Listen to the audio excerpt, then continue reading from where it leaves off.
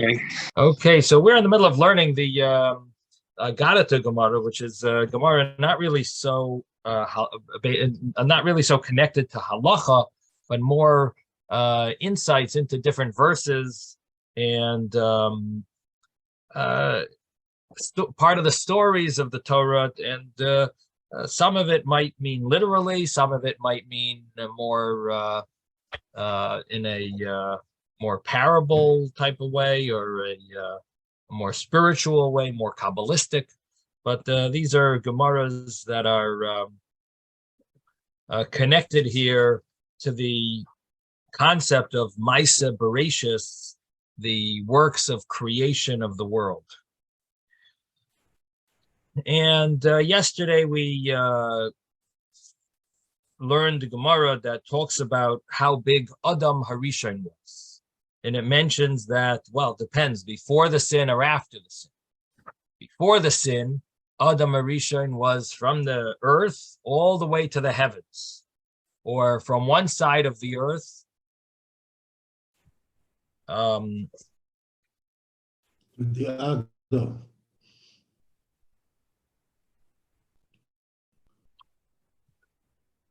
All misoifa ilam biad soifa, from one end of the world to the other.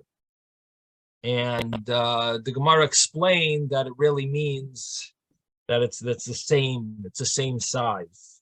And Adam Harishon was huge. Does that mean literally? I'm not sure. I wasn't there. I shouldn't say I wasn't there. It is interesting that it does say that all the neshamas, when Hashem created Adam Harishon, we were all part of Adam's soul. All Jewish souls were part of Adam's soul. And when Adam sinned, that's when there became room for non-Jews to be created. Meaning initially the creation was gonna be only the Yidden.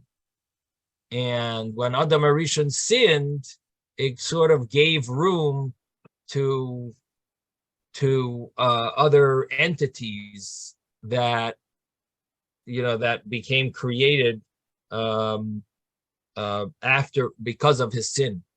And so possibly there's some connection here between the fact that Adam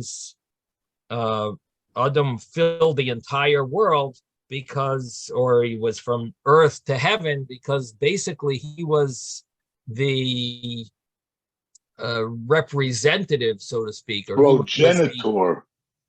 The combination, I think, would be the first Rebbe. Not just the first. I like your word, progenitor, but I want to emphasize a different point, that he included in him. He had it in him. He was a combination of all the souls together. He enveloped all of them in him.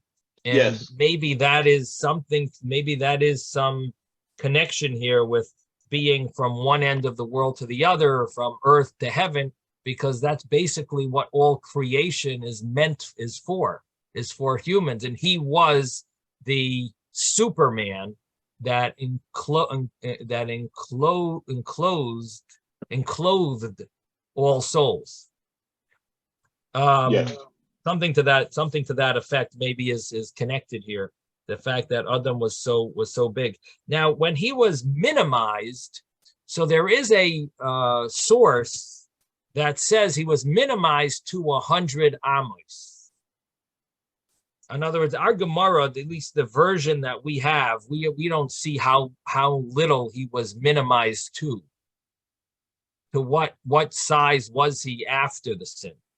But there is a maybe another Gemara or another Medrash where it mentions that Adam was minimized to 100 amos, which basically means somewhere between 150 or 200 feet. So he was still not no tiny, he was no small, he was no midget, even after he was minimized. Now, there is a gematria here, Vatoshes alai kapecha, and you placed upon me your palm and minimized me. And kapecha, your palm, if you take the numerical value of palm, kaf, that's 100. So you minimize me by placing your kaf upon me, placing your palm. In Hebrew, kapecha, you placed your palm on me. So kaf is gematria 100. What is it? What do I mean? The gematria that the letter chaf and pei have a numerical value. A chaf is 20, a pei is 80. So it's a hint to the fact that that Adam was minimized to the size of 100 amos. Now, of course, it's not really surprising to us because we know these people lived much longer than our in today's day and age. And those Adam lived 930 years. The others, many, Mesushelach, 979 years or 69 years. They all live very long lives. And so it's not surprising to us. Maybe they were also very big. It's not that surprising to us. But maybe from earth to heaven, that maybe would be a little surprising to us. After the flood, of course, in Noah's day, everything changed. So that was 1,656 years into creation. So things changed then. It's not surprising that we aren't familiar with these type of things. So maybe it does mean literally. It's possible.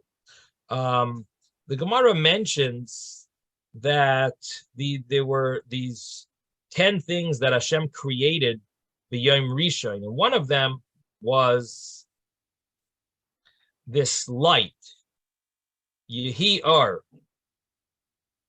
So Ar and Choshech were created; they were some of the creations, and it says, "Vayomer Elokim Yehi Ar," and Hashem said, "Let there be light." And the Gemara later asks,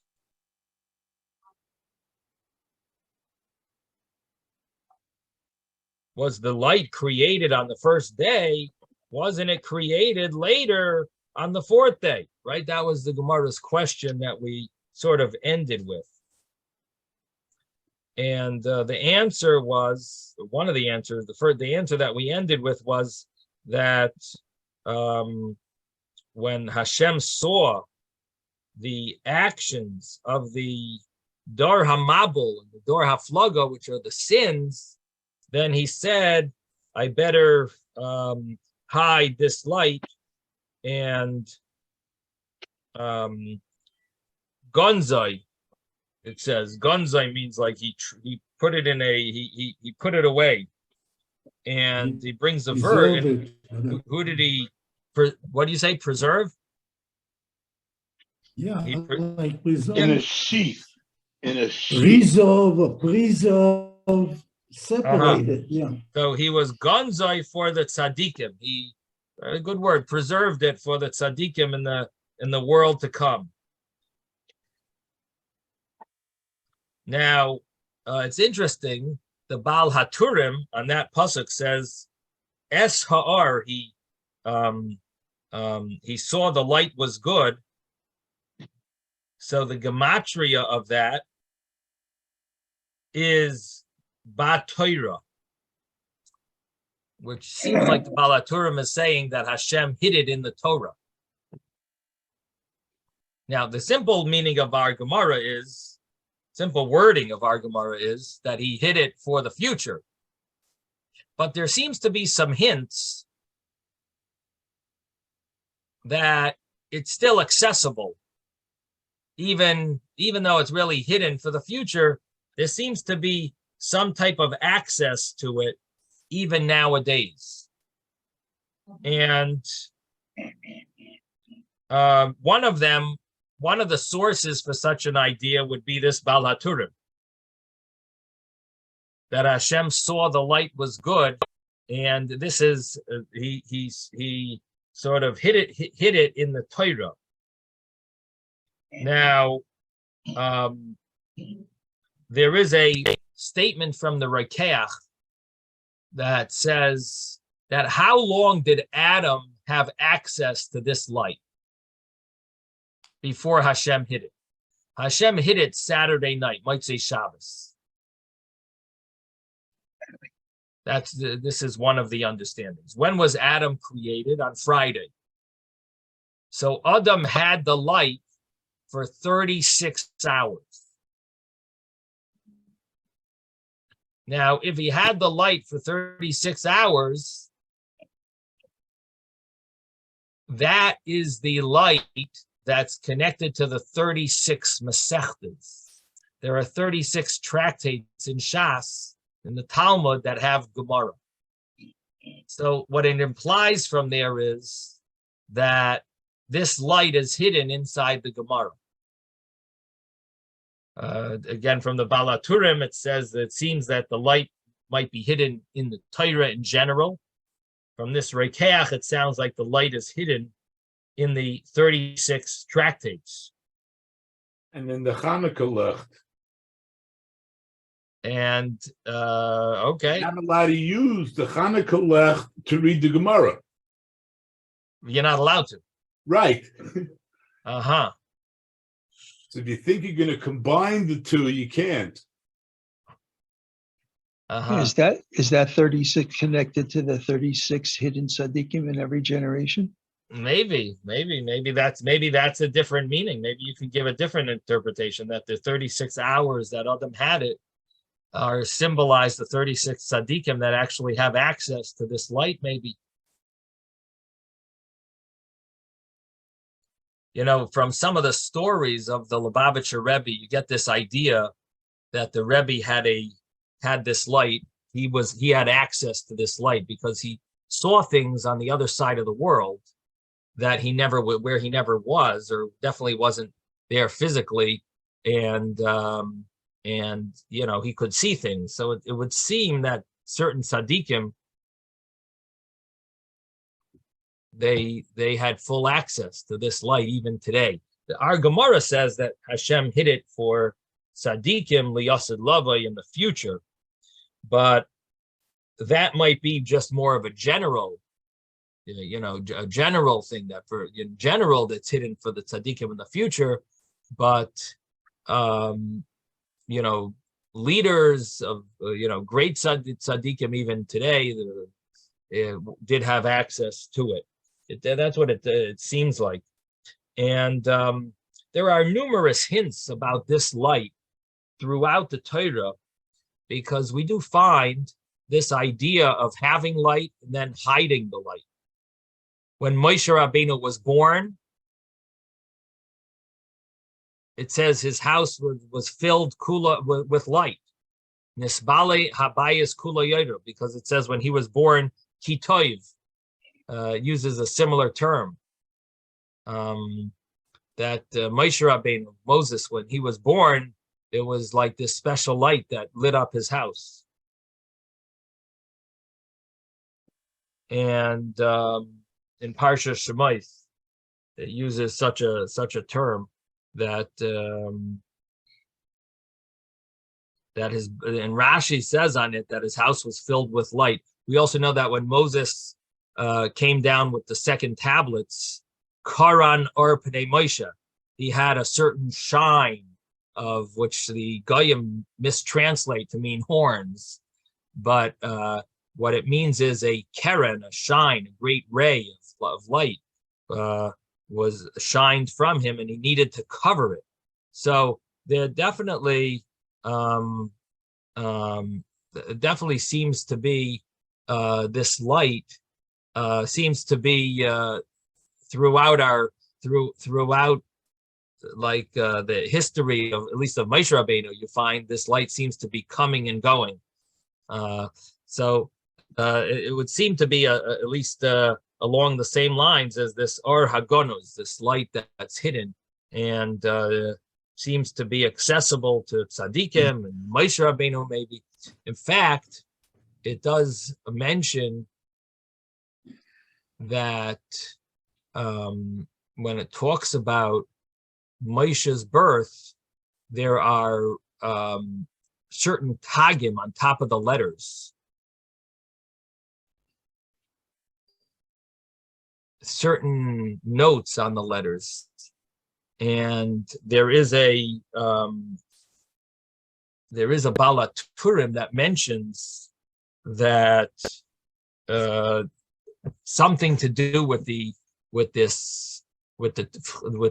are 5 tagim connected to the Chamisha Chumshei Torah, that somehow this light is hinted to. It seems like the Balaturim maybe says this idea twice, that he says it when Hashem created the light, about the light being in the Torah, and then he says it later about Moshe Rabbeinu being born in the light, based on the fact that he's going to give us the Chamisha Chumshei Torah, that he's that's why there are 5 little notes on top of the letters, certain lines on top of the letters that give us this idea of Moshe having this light and having it connected to the 5 books of the Torah.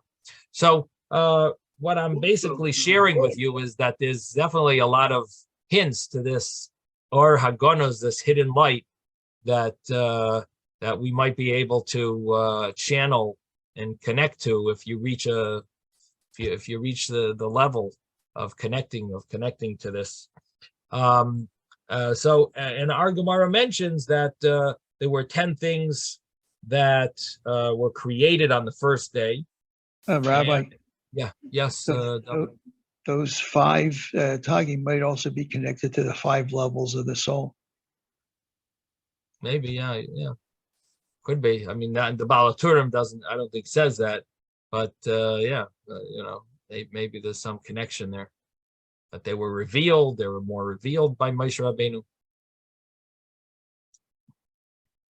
So you could look it up, and you have the whole set of the Balaturim, huh? So yes. You could check it up and check up what they have that commentary from. I think Rabbi Tauger wrote the comment. Who wrote the commentary on that art scroll? I think it was Rabbi Tauger, like a Lubavitcher. Yeah, I gotta put that order in today. Who does it say who the author is? Doesn't say. Oh, it's you're muted. Yeah, it says the translation is by Rabbi Tauger. It is, yeah. Interesting. Yeah. But then there's an elucidation and an annotation by Rabbi Avi Gold. Oh, okay. So he didn't write the notes. So Rabbi Tauger didn't write the notes. All right. Oh, that's, I guess, the main thing there is the notes. So which pasuk is it? Well, I believe it's in Chumash Parsha Shemais, and where Moshe Rabbeinu was born. Let me tell you what pasuk it is. Something changed here. Oh, maybe that's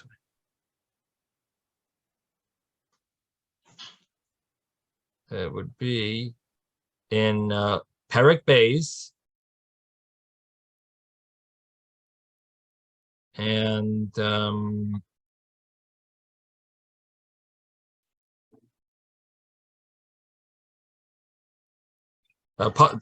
Perek Beis, maybe pasuk Beis.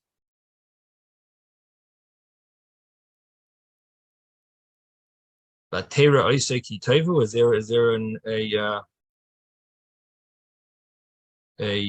Balaturim on that?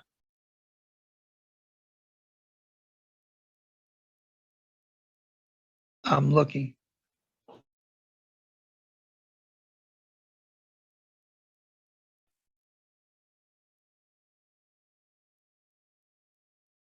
I saw it, but I don't have it in front of me, and I'm not in my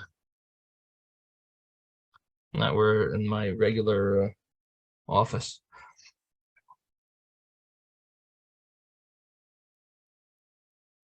Anyway, I don't have my program here. In any event, if it's not there, then I'll have to find where it mentions it. But I just saw it earlier today. In the Sefer Torah, you're saying there's something at Moshe's birth? I think it was by Moshe's birth that it says that it shows those 5 tagim, that it has 5 tagim. Let me take a look. Okay. You can look in a Balatura. You have a Chumash Mikrais Gedolos. I thought the Sefaria would have the Balaturim. I don't see it here. But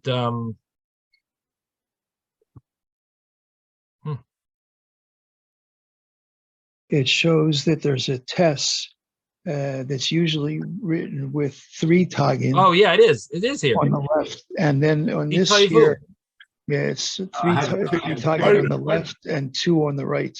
So And it's 1 in the 5 middle, 1 on the Vav. Ah, The test Yeah. has 2. 1 yeah, so that's the Balaturim. Yeah, so you have it. Okay. That hinting to that he's going to get the Torah, Chamisha Chumshei Torah. were you Shemai Swat? It's Bays. Okay.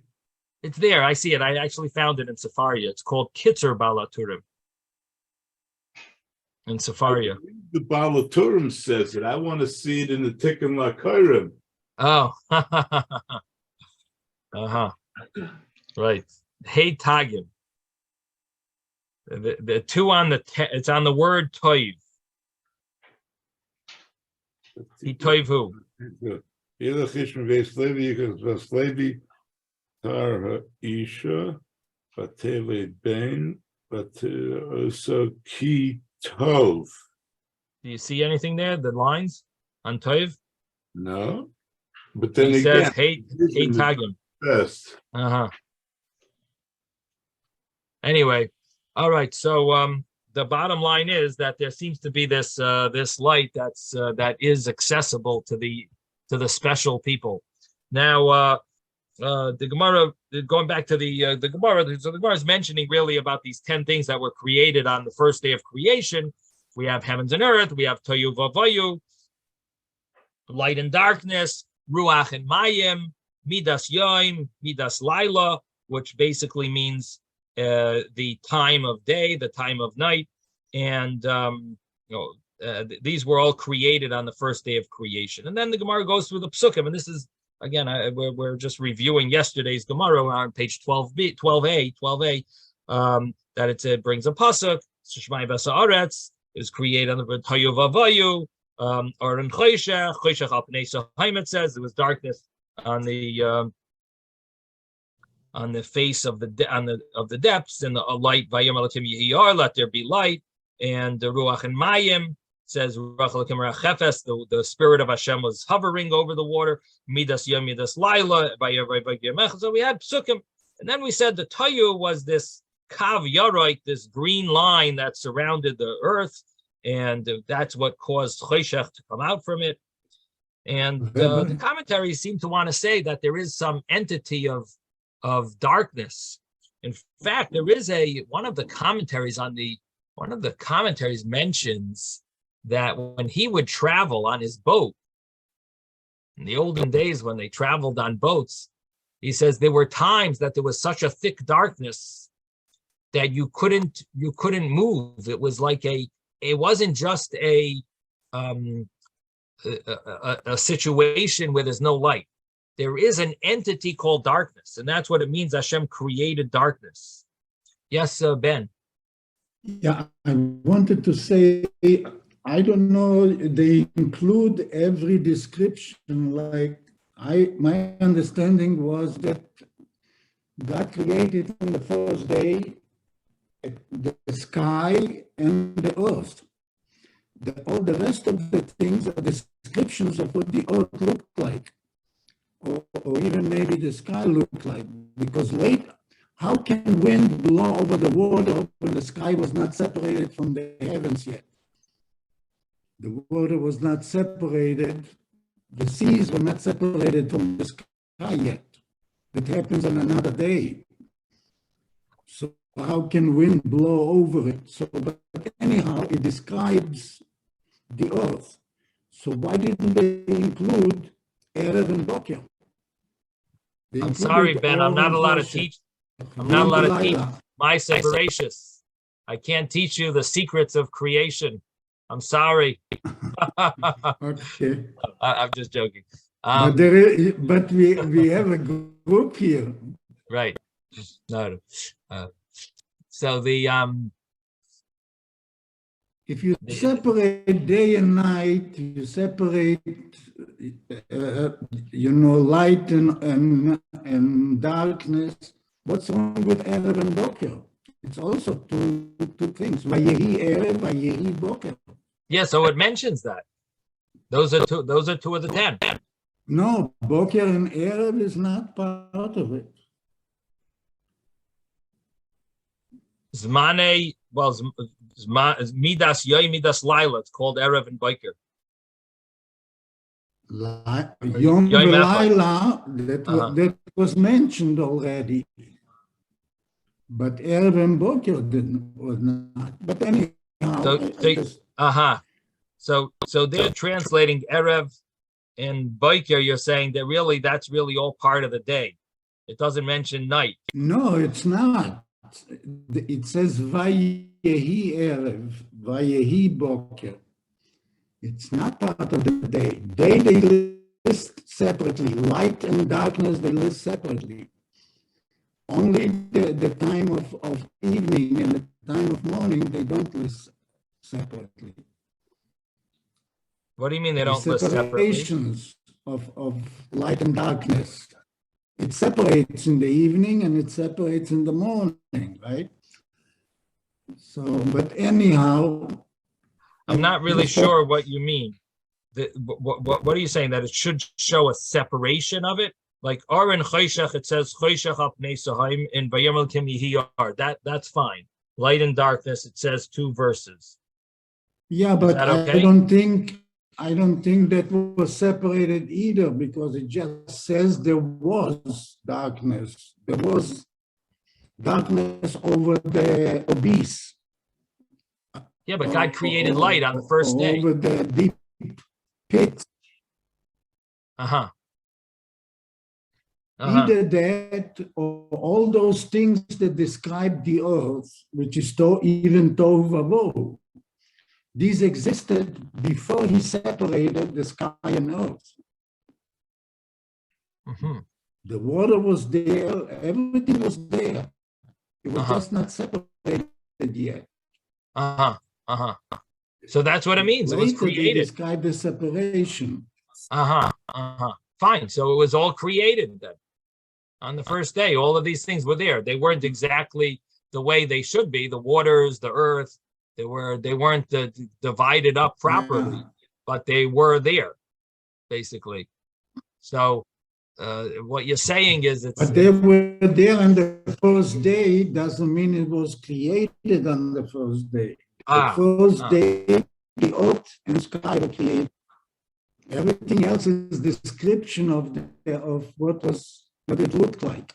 Well, we don't know anything about creation before the first day. I mean, we know it was there on the first day, so we assume it was created on the first day. That's the understanding. That's what I'm saying. Yeah. Okay, good. Okay, fine. Okay, sounds good. But then the same thing for evening and morning. It was not there. It was created on the first day. Right. It's created on the first day. And it's evening and morning was created on the first day, but it's not mentioned separately, even though it says Vayehi before it.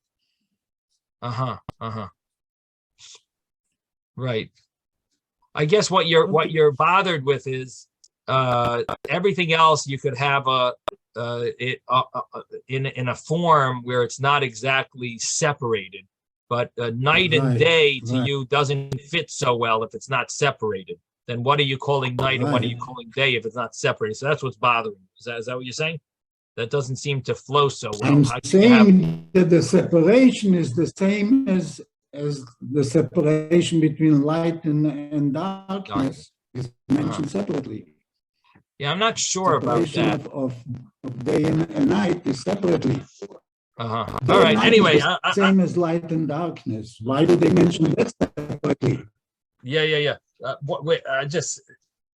All right. Anyway, I'm not sure how to answer I'm just saying it's but we're going to put it on hold. Right. And if you want to talk to me about it, maybe after class, you're welcome to call me. Maybe we'll talk a little more. I'm not exactly following the flow, But anyway, the Gemara here continues, and it mentions about this Kav Yarek, this green line that surrounds the world that causes the darkness. And then it mentions the Bayhu. So that was Taihu, was this Kav Yarek, this green line. And then it mentions Bayhu is these stones that are sunk into the depths that cause the water, that bring out the water comes from. And it brings a pasuk in Yeshaya. Again, it's not so clear what this means, what this Gemara means. It's deserves interpretation, but this is what the Gemara says.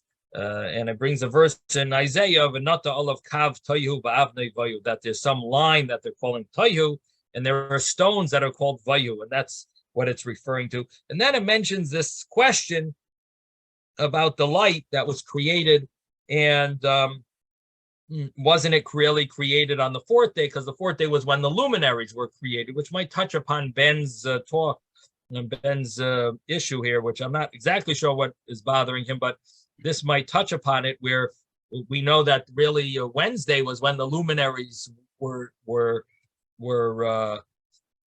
created. So how are we saying on day one the light was created? So the Gemara answers, and this is what we were talking about earlier, that this is there are all lights without the sun. This is the light that Adam could see in it from Soifa Olam V'Yad Soifa. This was that light. So the light was there from the beginning, from you could see in it from Soifa Olam V'Yad Soifa, and Hashem chose to hide it. And so what would come out from this is that the light was there from day one. Adam Arishon used it to see, was able to see Misayfa Ilam Biad Sayfa, and and he ended up using it for 36 hours. He was able to see in it from 30. That's what it would seem that the Gemara is saying, that it was created and Adam was able to benefit from it for 36 hours that he was alive. Now that's one way of learning this Gemara. That another way of learning it is it doesn't mean Adam. This is an alternative way, that it doesn't mean Adam Harishon. It just means a person theoretically could have seen it from one end of the world to the other. And when Hashem created the luminaries on the fourth day, that's when he hid the light, which according to that, Adam never saw this light. This light was never seen by Adam. This is based on a Tanad Ve'Eliyahu in a different interpretation of our Gemara. Again, the Medrash learns it the first way that I learned, and the way I translated it yesterday, that's based on a Medrash, Gracious Rabbah, that Adam Harishon benefited from this light basically for 36 hours. Light was created on day one, but Hashem chose after the first week of creation, Motzei Shabbos, Hashem hid the light. According to the other way of learning, Hashem hid the light on Wednesday when he put the luminaries in, when he created the luminaries, he hid this light. So that's an alternative way of learning. Yes. I don't know if you mentioned this because I missed some of this, but there's commentaries that say that there was something that was created before the heavens and earth. Do you know what that is? Are you aware of this? Well, Rashi mentions that there was Mayim. Oh, right, the water. Okay, because it says that the spirit of Hashem hovered over the water. We didn't say Hashem created the water. Okay, I didn't realize. Sorry. Right. Rabbi. Yes. In discourse, in one of our discourse courses, they talk about the mamale, I guess the light that comes into the receptacles that we receive. I mean, how does this apply? It sounds it's like the Shekhinah that we're talking about, that kind of light that we're talking about. So that really just means from my understanding, it's the energy that gives existence to everything that's absorbed into every item that's here on earth, has that godly soul in it, that godly energy in it that gives it its existence. and that's absorbed. It's able to be absorbed into the. It's a certain level of godliness that's in the world that allows everything to exist. But that wouldn't necessarily be connected to the Ar Hagonos that we're talking about here. So the question is, why did Hashem create this light in the first place if he's going to hide it? Our Gemara says that Hashem saw, he created it on day one. In this light, Adam was tzaifa by, he saw from one end of the world to the other, either Adam Harishon, or it means just man could have seen from one end, has the potential to use it to see from one end of the world to the other. Adam was not created, according to the second shot. He wasn't created yet, but he could, if he would have access to this light, he would see from one end to the other. And then it says that since Hashem saw about the sins of the generation of the flood and the generation of the division, where they're going to build a tower and God is going to separate, God is going to give them different languages so they won't be able to work together. So basically, when Hashem saw these sins and he saw their actions, mikol kolim, that they were wicked actions, crooked actions, so he stood and he hid this light from them. And he brings psukim about hiding this light, and gnazai and lemi gnazai, the Gemara says, and who did he hide it for? For tzadikim liyasid lavai, for the righteous in the future, as it says, vayar lekem asar ki toiv. Toiv means a tzaddik. Imer tzaddik ki toiv brings a verse about toiv means a tzaddik. So Hashem hid it for the tzadikim, and it uses the word liyasid lavai, and since he saw, and once the light saw that Hashem hid it for the tzaddikim, the light got happy. That's the way our Gemara ended. And as it says, or tzaddikim yismach, the light got happy. The light was happy. Now,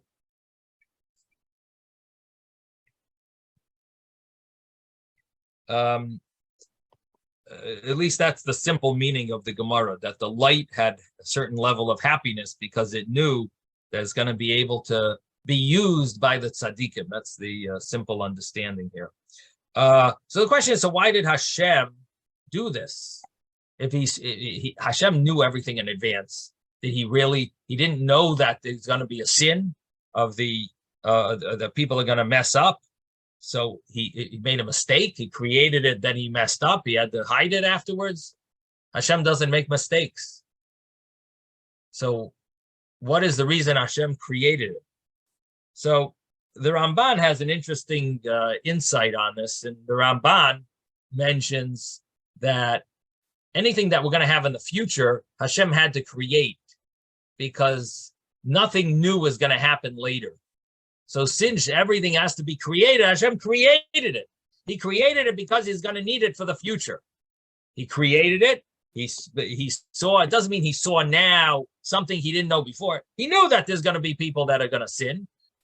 He created it and he had to hide it for now. He could have created it and left it, but because there's going to be people that are sin. But he had to create it in the beginning because otherwise, ein kol chodosh tachas Hashem. Hashem's not creating new stuff, and therefore he created it in the beginning of creation, even though he doesn't really need it till later, and even though he's going to have to hide it because of the sinners of these two generations. So that's the way the Ramban understands this. Again, we're explaining how Hashem doesn't make mistakes, and yet he's creating something and then hiding it. There is a Reb Tzadok on this Gemara. And Reb Tzadok has a little insight here that he says that this is a secret of life. A lot of times when you do something new, you start something, you initially see that this is success. And then afterwards, the reality kicks in and things don't seem as smooth as they were when you initially started. And he says that's the way Hashem created. In the beginning, there was this great light. But afterwards, there needed to be a concealment, and this is part of life that you have to Experience. you have to experience, but you also have to realize. In this way, you'll understand what life, how life is going to end up treating you, so to speak. In other words, Hashem gives us an extra boost, but it's only to start. You really have to do the work.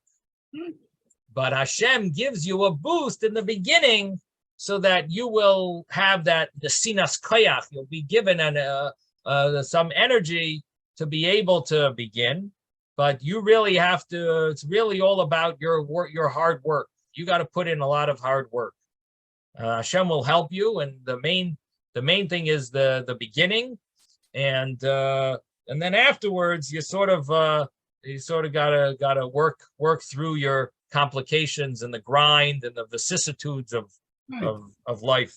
Es hakeves ha'echad tase ba'boker, es hakeves ha'sheni tase bein ha'arbayim. That's the most important pasuk in the Torah. And everybody agreed.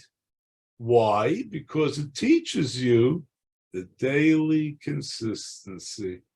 Just one day at a time. That is tamid, karban tamid. That has to be, and it's a grind. It's just the regularity of it gets you someplace. So that's an interesting insight. What Isaac is sharing is there's a medrash that says 4 big rabbis had an argument what the most important verse was, and the conclusion was that verse. Well, the first one said the most important pasuk in the Torah is Shema Yisrael, Hashem Elokeinu, Hashem Echad. Second one said no. The most important pasuk in the Torah is V'ahavta l'reyecha kamocha. And then Ben Pazi said no. The most important pasuk is Keves ha'echad taseh baboker. One lamb you should do in the morning. V'asakeves hasheni taseh bein ha'arbayim. And the second lamb you should do in the afternoon. And both of the other rabbis looked to him and said, "You're right." So I don't remember it exactly in those words. Did you see it inside, Isaac? That's what it says. That I think it's broad in the. I don't know if it's. I think it's like that's the psak is according to that, but I don't remember if it said exactly that they agreed with it. Right. I will look carefully. Yeah, I'm not 100% sure if that's how it ends. But anyway, the point is, there is another interpretation, by the way, and it's based on the Ramah. The Ramah, in the beginning of Orach Chaim and the end of Orach Chaim, says 2 things. He says, the beginning of Orach Chaim, he says, Shivisi Hashem lenegdi samid, that the tamid of the morning is Shivisi Hashem lenegdi samid. And the end of Orach Chaim is V'toiv leiv mishteh tamid. So the Ramah begins Orach Chaim and he ends Orach Chaim with the 2 tamids. That life is all about these 2 tamids. It's about having Hashem in front of you always and always being besimcha. So it's a little different twist than the way you're presenting it.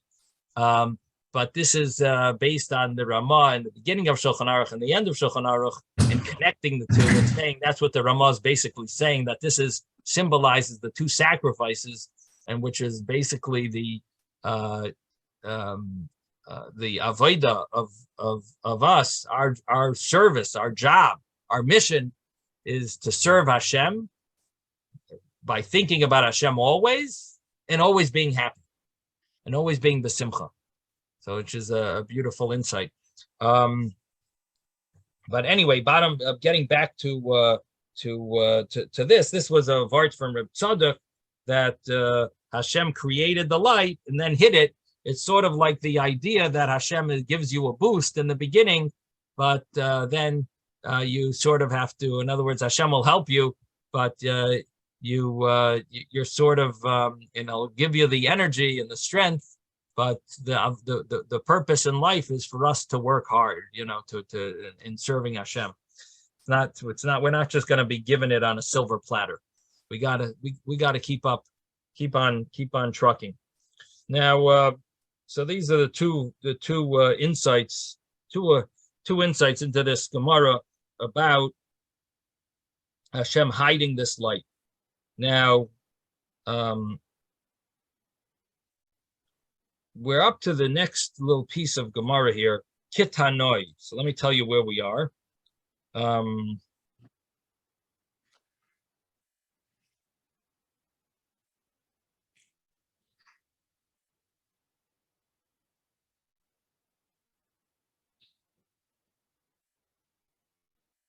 Actually, I did want to mention one thing.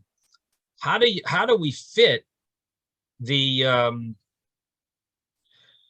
fact that the Gemara seems to say that the tzaddikim l'asad lava get this light in the future, but I mentioned to you there seems to be some hints that it's even nowadays tzaddikim get it. So I was thinking maybe this pasuk is a little hint to that, where it says vayimana merishoyim oiram. He withheld from the rishoyim the light, which implies like the tzaddikim have the light. The rishoyim are the ones who miss it, who don't have it. So from the pasuk itself in Iyov, it doesn't emphasize that everyone lost it. It sounds like the rishoyim lost it. Now, maybe you have to be on a high level of tzaddik not to have lost it, but the pasuk itself, at least on a simple level, seems to imply like it could be that tzaddikim actually do have this light even today. Now the Gemara says tzaddikim lasid lavai. That means in a more general,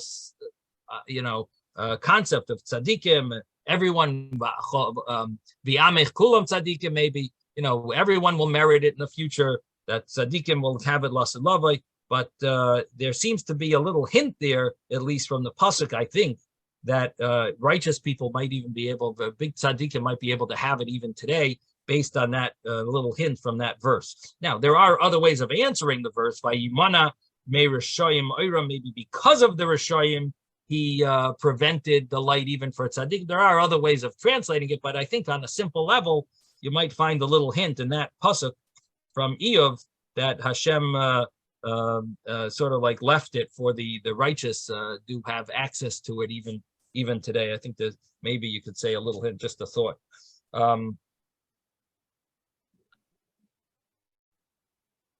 Okay, so the Gemara now says Kitanoi. So again, we are on the first.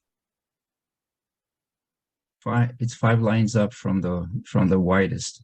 Yeah, we're on the first word on the line, Kitanoi, and as Ezra just said, it's sort of like the middle size lines, 5 lines, the 5 lines before the end of the middle size lines. So Kitanoi, we're on page 12a. Okay, thank you. 12a. It's sort of like right in the middle of the page. Kitanoi. This seems to be a machloikes tanoim, which is from a brisa. Again, we just mentioned Rabbi Elazar that the light was hidden and a person was able to see with this light. So now we're going to say this is a machloikes tanoim. Kitanoi, like the argument of the tanoim, that Ar Shavar HaKadosh Baruch Hu b'Yom Rishon, the light that Hashem created on Yom Rishon, which is when it says, and Hashem said, let there be light, that light that we're talking about. So that is Adam Tzaifa Umabit by a person could see and gaze in it, Misaifa Olam Biad Saifa, from the end of the world, one end of the world to the other end of the world, and Divrei Reb Yaakov, these are the words of Reb Yaakov, that special light is a very powerful light, the light that Hashem created on day one. Now, the Chachamim say, Hein Ma'iris. This is the luminaries that it talks about on the fourth day, Wednesday.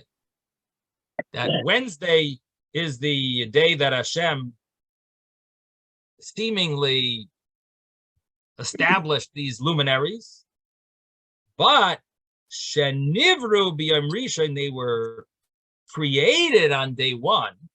V'lo nitlu, they weren't hung up, they weren't put in their place until the fourth day. So that means they were created on day one.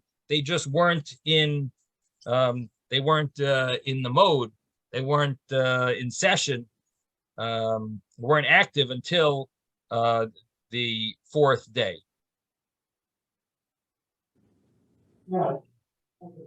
Now,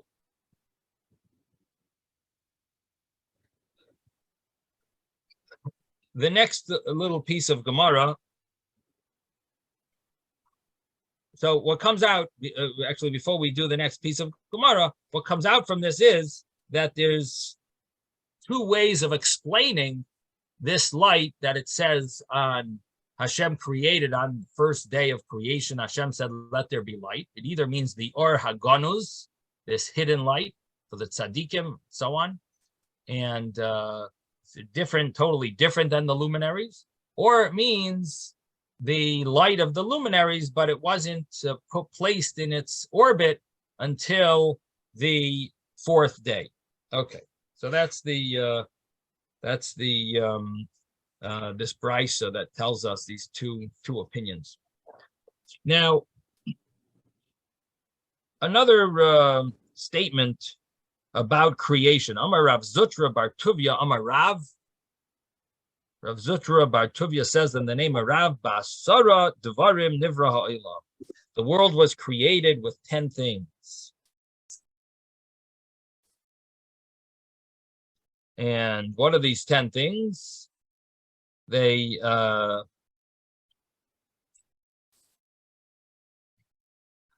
seem to be a little connected to the 10 spheres. Maybe completely connected.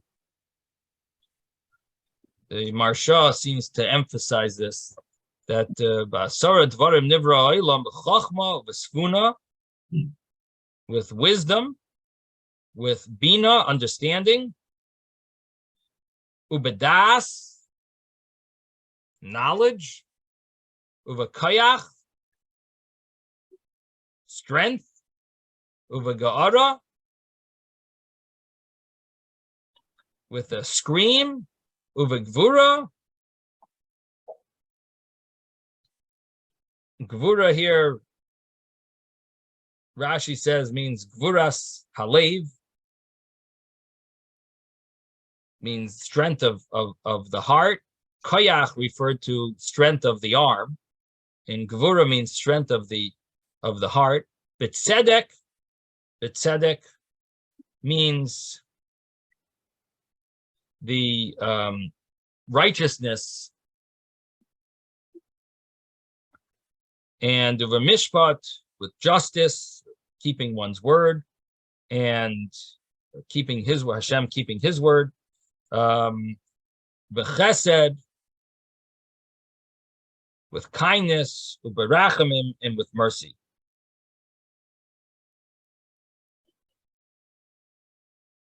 So these are the 10 ways Hashem, the 10 attributes that Hashem created the world.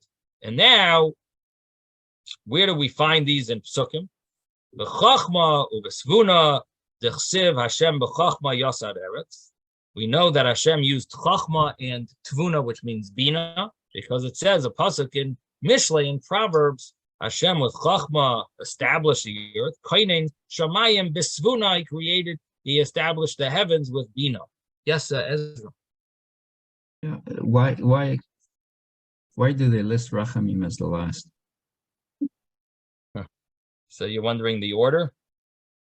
Yeah, because Maybe because when Hashem created the world, it says he first created it with Gvura, and he saw She'eino Elam Miskayim Shitef by Midas Harachamim. He included the Rachamim. So it was almost like a afterthought. Yeah, in a certain sense. Now, of course, you can't say that about Hashem, but it was like just to make it work. You needed it to make it work. The Rachamim was in order to make the world work. The Gvura was more part of the creation. The Rachamim was in order to allow it to exist. That's what it seems like from that medrash. Shitif by Midas Harachamim. So, but we have some scholars over here that are somewhat connected to Kabbalistic stuff. Maybe Rebbe Tzalel, maybe you want to share with us some insights. Tzalel, you've been so quiet, and this is I think connected to your pay grade. It's way above mine, but maybe you want to share with us, Rebbe Tzalel or David. Maybe you connected to some of these ideas. I wanna say something about it, sure. if I can. Yeah. Yes. I want to say that my understanding is that you decide if it's Gvura or Rachamim by the name that they use for God. If it's Adonai or if it's Yud Kei Vav Kei. Or besides if it's Dan, do me a favor. I don't want to cut you off. Up on us. I can't hear a single word you're saying. Yeah. Speak clear. Maybe your microphone. We got to buy you a new microphone. It's the microphone on the iPad that's not that right. We got to get you another. Next. Now it's good. Next week I'll have my other iPad. Next week I'm getting my other iPad back. Okay. Baruch Hashem. Okay. Anyway, what did you want to say? I said that we know whether it's Rachamim by the name of that is used right for God. Okay. If it's Elohim or if it's Adonai, one is Gevurah, one is Rachamim. Right. Yeah, good point. That's right. So you could tell from the term. That's a very good point. So the Gemara here, so it mentions that and we know that he started. We know that he started with Gevurah, and he saw that it's too harsh, and the world cannot exist just by Gevurah. So he added Rachamim. Right. Good point. Very good. Yeah, that's sort of how we were trying to explain it a little along those lines. Thank you, Ben. Right. Okay, so the Gemara says that Rabbi Yehuda's got his arm. Oh, I don't see Yehuda's hand. Yehuda? Oh, sure. Okay, you're blocked by the grape juice over there. That better? Yeah, much better. Yes. Now we see your face. Thank you. God didn't need Rachamim until man was created. Okay. So that's interesting. Good point. Wow. That's a very good point. I like that. Well said. Home run. Yeah. That's an interesting point. That maybe Rachamim is at the end because it's really only because of Adam and Chet, only because of Chet even. Wow. Good addition, Isaac. It's only after Adam sinned, maybe. Until then, no. Even before he sinned. Okay, before he sinned, because man can't exist without Rachamim. Even without sin? Right. Okay. Maybe.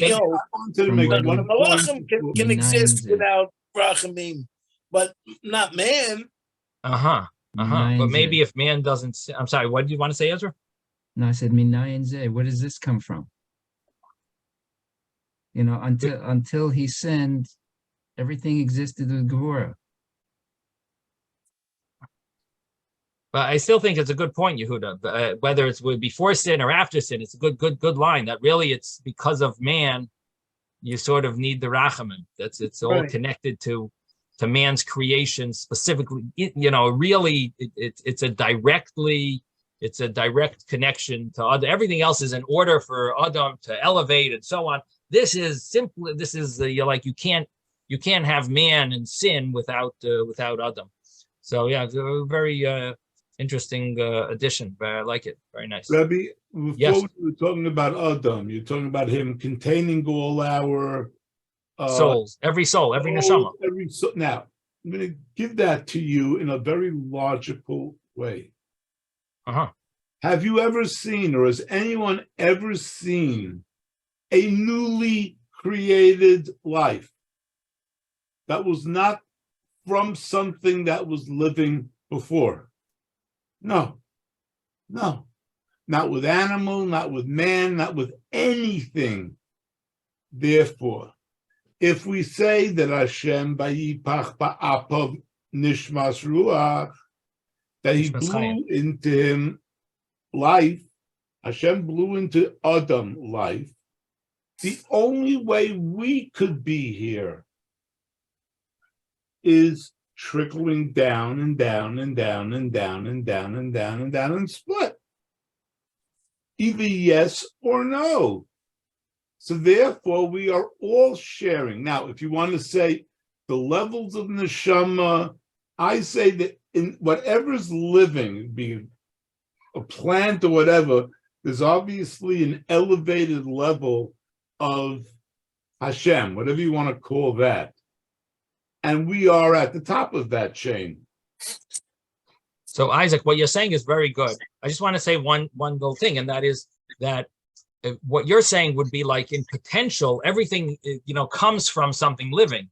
But when we say every soul was invested in Adam Arishain, it's more in a practical way than the way the way you're showing it in a more scientific way. It's sort of like, well, something comes from you come from Adam. But here we're saying it's physically, your soul was actually Yes, there. We're yes. part of When that you general are soul. created in So- the drop of sperm and in the egg, We're really there. We're physically there. It's like, there's a neshama there. When it becomes yeah. formed and you're there, you're just one more level in that. I'm putting the nefesh or the neshama together with the chayim. Okay, fine. I hear. Rabbi, Right. that's not. That's true. That is Vayipach Be'ap of Nishmas Chaim is the neshama. So it's a good point. Yeah. Rav But, Zutra, if you read Rav Zutra's words, he said these are the 10 things that the world was created. Okay. He says Berachamim. So the world itself was created with Rachamim, had nothing to do with man. Well, the whole Says world the is world. created for man, but the whole world is created for man. That's a different So- thing altogether. No, It says the world. yes, it is. Because This is how to God create created the the world world. through these 10 Right. But- these 10 adjectives. All Correct. right? And then after that, he created man. When did he create man? He didn't create him. He created him in Ben Hashmashot.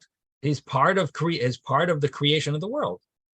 Man is part of creation of the world, and he used these things to create all of creation of the world. I think what he's saying is that the Rachamim existed before man was ever created. Uh-huh. That's the way I read it. Uh-huh. Okay. Anyway, it's a nice insight or thought, at least, and deserves more research. But anyway, we have a marsha that has to be learned about this as well, that talks about the 10 spheres. But I think my time is really up. And good insights. Thank you, everyone, for enhancing our share.